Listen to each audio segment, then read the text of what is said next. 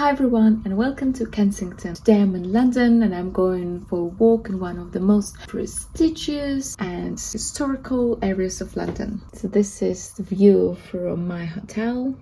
Quite a nice picture. You can see the London Eye and the shot.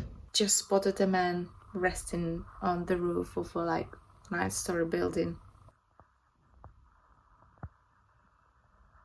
I hope he's alright. On this walk, we're going to explore the neighborhood. It will also be a bookish experience. I plan to go to a few bookshops, also Kensington Library. I want to see the Holland Park and the Kensington Palace and the gardens. So yeah, stay with me to see it all. And I forgot to add that the plan is also to sit down in some nice coffee shops, review my book, because I finished my first draft of the novel and now I'm doing the reviewing of the whole book again. Also, I plan to do some writing for my short stories and essays and so do some work as well. Let's begin our walk. Off we go.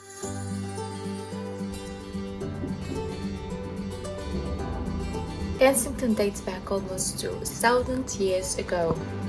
It began as a rural village and now turned into one of the most desirable and beautiful neighborhoods of London.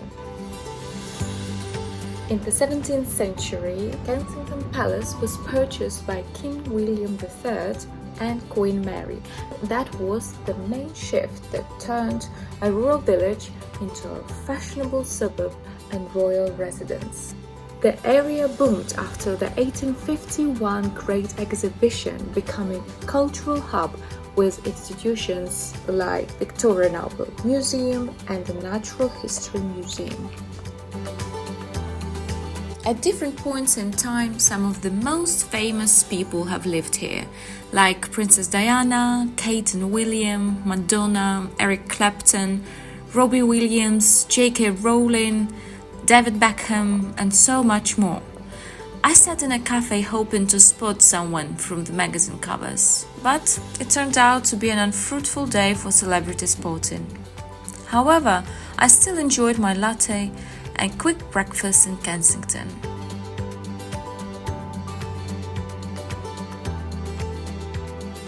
After that, I got to work. Reviewing my novel so far was the most exciting part of the whole process. Sometimes you think, God, who wrote these brilliant lines? And at other times you doubt the entire piece, wondering if it's any good at all. But let's go back to wandering around one of the most famous areas of London, shall we?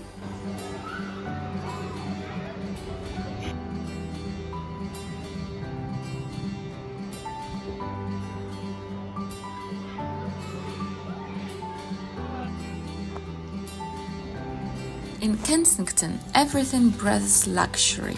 The houses, schools, cars and gardens. But what's also amazing about this area of London, and to be honest, the whole city, is how green it is. Right in the middle of the neighbourhood, you'll find a huge, spacious park known as Kensington Gardens. You get everything there.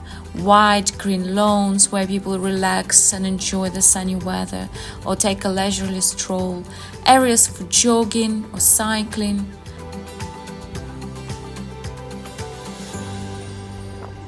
And even a pond where you can watch birds like ducks or swans. By the way, an interesting fact about swans: they are all the property of the King of England, and apparently you can be prosecuted for harming any of them. Not that I was planning to steal a swan, but this information makes me look at them differently: royal, graceful, and protected. Speaking of royalty, in Kensington Gardens you'll find Kensington Palace, the former home of Lady Di. Walking through the gardens, it's easy to imagine Princess Diana strolling here with her boys, enjoying moments of quiet and solitude.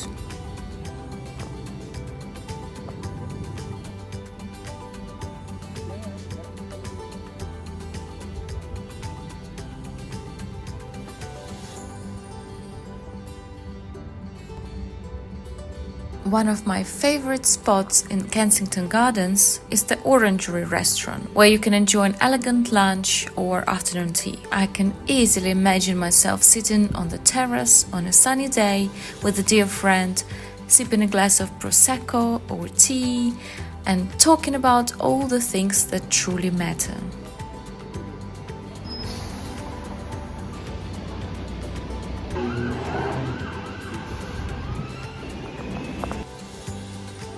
I could admire these houses all day long, imagining what they might look like inside. Massive windows, bright rooms, high ceilings, grand libraries and quaint gardens tucked away at the back. I also love their colors, soft greens, pinks and whites, and elegant sculptures that complete the picture.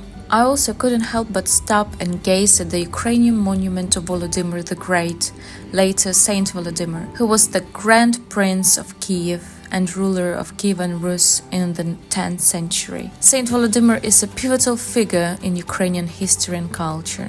He is revered for Christianizing the region in 988. He is considered the patron saint of Ukraine. There isn't a day that goes by without me missing my home, my family, my Ukraine, and praying for their safety.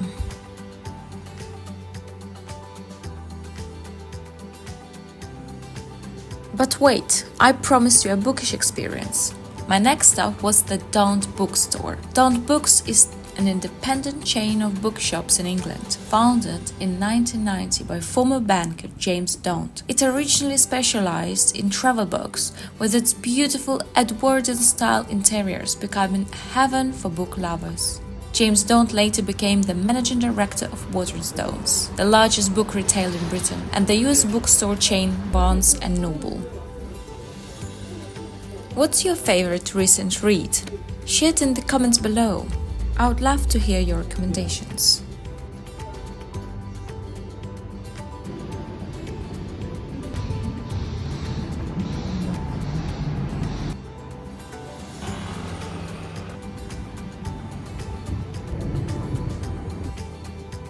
Next stop was Holland Park.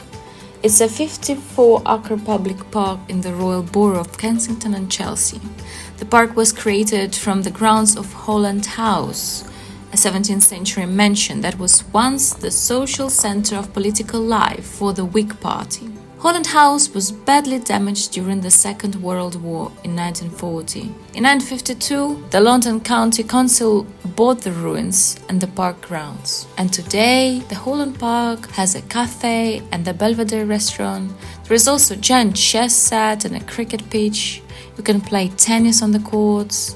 The park is home to 2 Japanese gardens, the Kyoto Garden and the Fukushima Memorial Garden. On that day I didn't go to those gardens, but if you're ever in the area, make sure to have a look. There is also a youth hostel and a children's playground. You will often see squirrels and peacocks roaming around. I decided to sit in a cafe among the green, sip on the fresh orange juice and continue my work on the novel.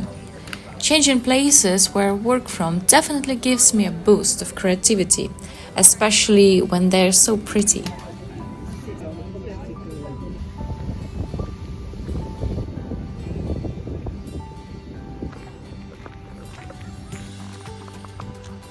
From there, I continued my walk to the Kensington Library, through the park grounds and more beautiful, or better to say luxury streets, dotted with white houses and dream cars.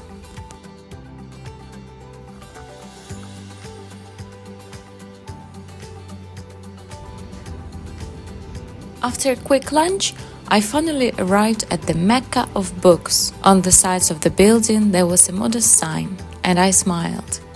The Kensington Library has several levels. On the ground floor you'll find rows of books.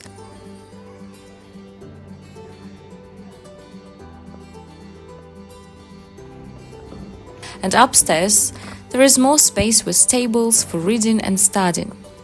I took a comfortable seat by the window and continued my work. When working in the library, thousands of books and stories around inspire me so much. Each title whispers, anything is possible, even your wildest dreams.